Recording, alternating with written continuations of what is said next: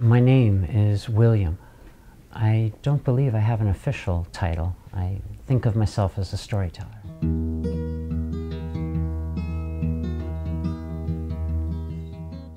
I currently live in Cabot, Vermont. I did most of my growing up in St. Albans, Vermont. The kids I was growing up with told me I was clearly not from around there. Where was I from? And I said, aren't I from around here? I'm growing up from around here. And they said, well, where are your parents from? And I said, New York City. And they said, oh. And I thought, but I'm not from New York City. Don't I get to be from here? And they let me know, no, you ain't from around here. So I feel like I grew up feeling like I wasn't from anywhere. The hobbies that I have currently were inspired by events that occurred before I can even remember. And as far back as I can remember, I've been deeply interested in story and the magic it produces. Currently, I make music when I can. I tell as many stories as possible. I'm a juggler, a clown. His eyes are staring. His mouth is open. His wings are spread. This is how one pictures the angel of the story. Lately, the character that's emerged has been a drag queen, and she knows how to get 100% attention wrapped around her pinky in 15 seconds flat in a late-night beer-soaked environment, which William the Storyteller was never able to do. So I've been using her as a lead-in to do what I do, which is facilitate moments where people suspend time and appreciate what is.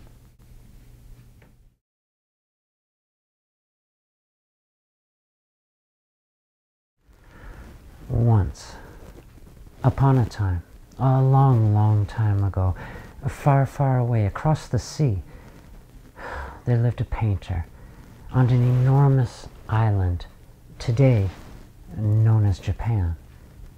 His name was Tiji, and no one could equal him in capturing the beauty of the tiniest shrub or the iris nearly in bloom. People would come from far and wide to ask Tiji to paint their portraits, and so he became rich and lived in great comfort. One day, while he was out in the countryside painting, he looked up to see a flock of enormous white birds passing overhead. These birds were so beautiful and sang so sweetly that he stood transfixed, eyes upon the clouds, paintbrush frozen in midair. After they had passed, he could not return to his painting.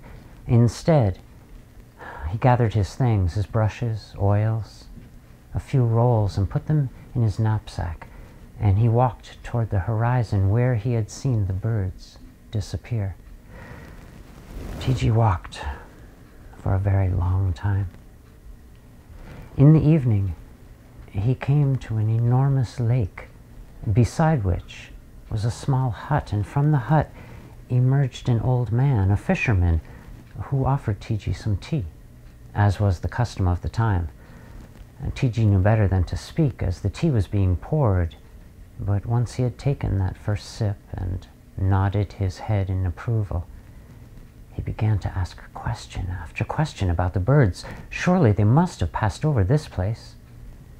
And the old man just smiled. Yes, yes, of course I know of these birds, he finally said.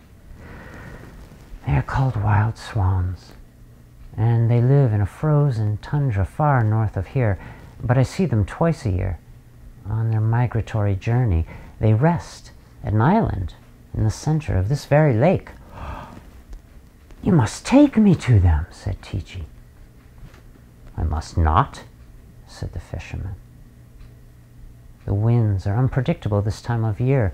The water is frigid. I do not row again until the spring. But TG would not take no for an answer. He offered the old man all of his money in exchange for his boat, and the fisherman reluctantly agreed. Sure that he was soon to be reunited with this vision of beauty, TG rowed and rowed and rowed toward the center of the island. He was almost there when the winds picked up. It scudded a block of ice against the frail fisherman's craft. TG reached for his knapsack, and in the scuttle, the boat capsized. TG plunged into the water. His heart stopped. His breath all but stopped, but he did not want to die before glimpsing this vision of beauty once again. With a struggle, he made it to the shore, and with his body numb, he pulled himself up on the rocks. He was so cold he could hardly move. But when, at last, he saw the birds again, he felt warm. He reached for his brushes, but when the boat had capsized, it had soaked everything. Have I nearly died just to have this beauty slip through my fingers? Thought TG. The birds encircled him, their heads gracefully balanced on their long necks. They were preparing to leave, and as they lifted off, it darkened the very sky, and the sound of the wings was musical, and suddenly TG understood. It does not matter if an artist never captures this. To witness it, that is the grace. And for this grace I am grateful. The birds are circling now above him, and they're beginning to sing their leaving song. And TG echoed this song in his very own voice. Astonished, he looked down. He was covered in white feathers, 2 enormous wings at his sides, and then TG rose to join his brothers.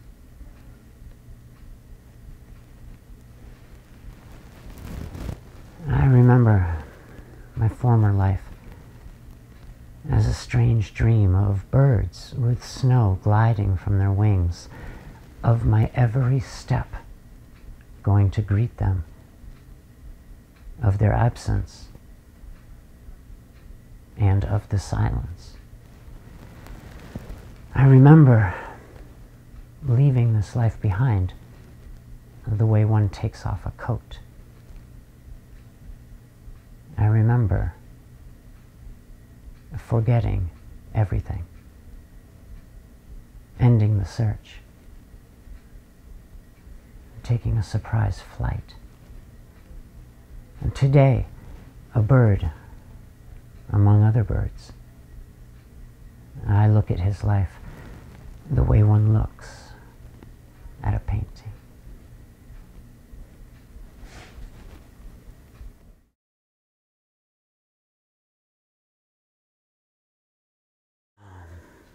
My name is William. I am, obviously and easily evidenced by my attire, the mayor of Whoville. Well, the self-appointed co-mayor of a small section in the southwest corner of the northeast kingdom of Whoville. Thank you. Thank both of you. I am also Mindy Moohoo, or at least I was, Cindy Suhu, or Lindy Loohoo, or whatever her little Who name was, that beautiful little Who artist who lived mostly up in her room, self-segregated from the rest of the population, not realizing that she was causing any damage to the community by doing this. I think she just wanted to be alone. I can't remember. I think she was drawing up there. And somehow, anyway, I started out as her, and somehow I've become the mayor of Whoville, and now it's my job to just rush around and try to get everybody to sing together. If they would just sing together, I'm sure that the gods will hear us and that the magic will happen and that we'll be able to go on with this thing called life. Anyway, this is all just context for the story.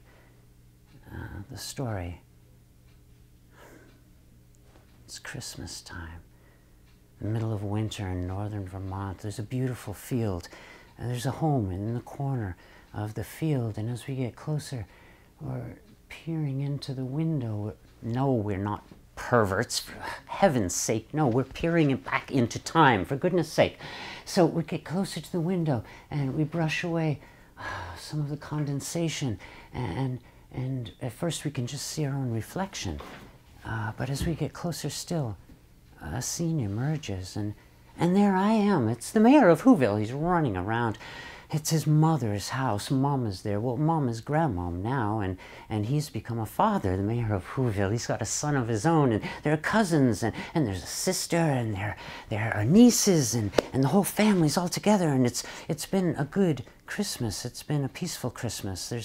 There's been joy and peace in our hearts, and it's been somewhat fragmented, and not everyone was there, and well, maybe that's why it was peaceful. But regardless of all of this, it's been a wonderful Christmas, and the mayor of Whoville, he's running around the house. He wants to have a family moment, one more family moment. He has to go home. He has other who's to take care of and other places to go and things to do, and there's so much governmental business once you become the mayor of Whoville.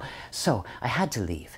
So I wanted one more family moment, one more moment where we could celebrate this feeling of peace and joy between us. I thought, yes, we could sing a song together, a song that would be the perfect thing. I love music. It's a wonderful language. With song, everyone gets to speak at the same time. Everyone gets to listen at the same time. We attempt to harmonize with each other, and we sing in the key of the moment. It's such a beautiful language.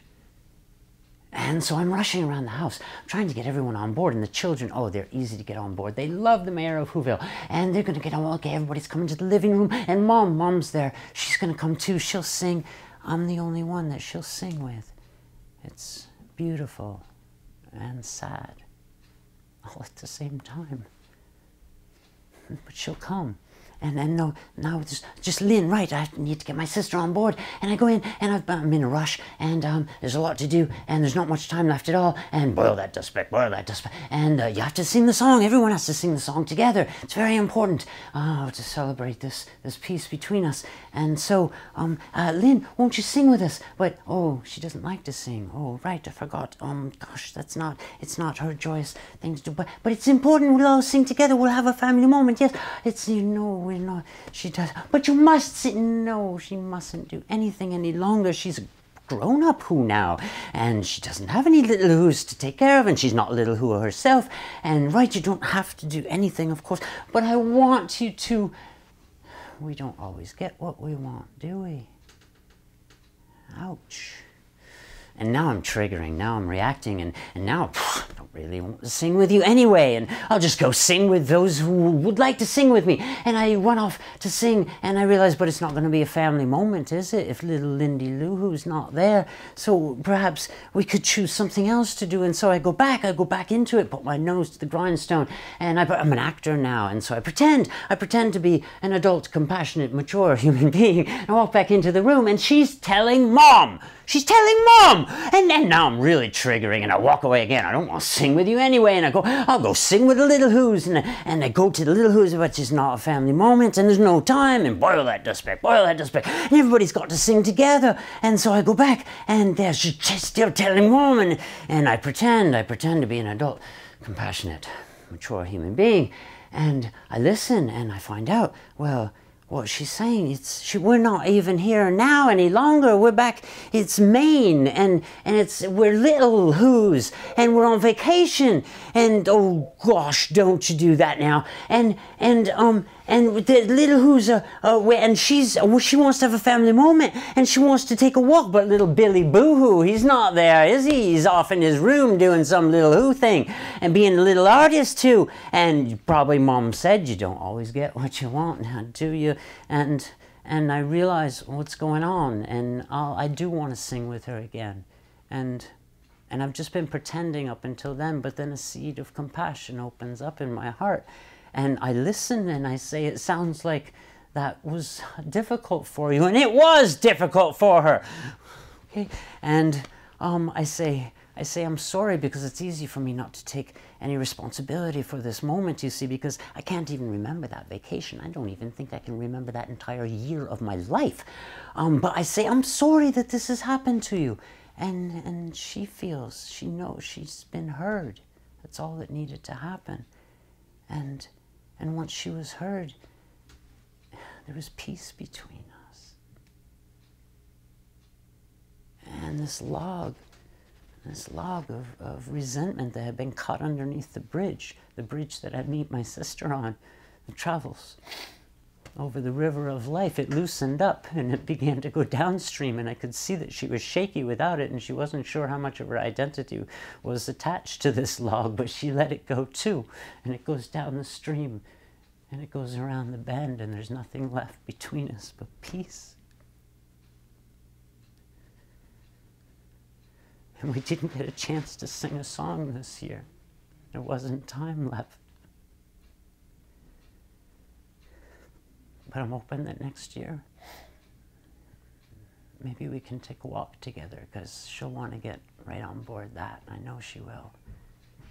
And maybe the year after, maybe she'll indulge me and the rest of the little who's, and we can sing a song to celebrate the peace that is between us when we let everything else go.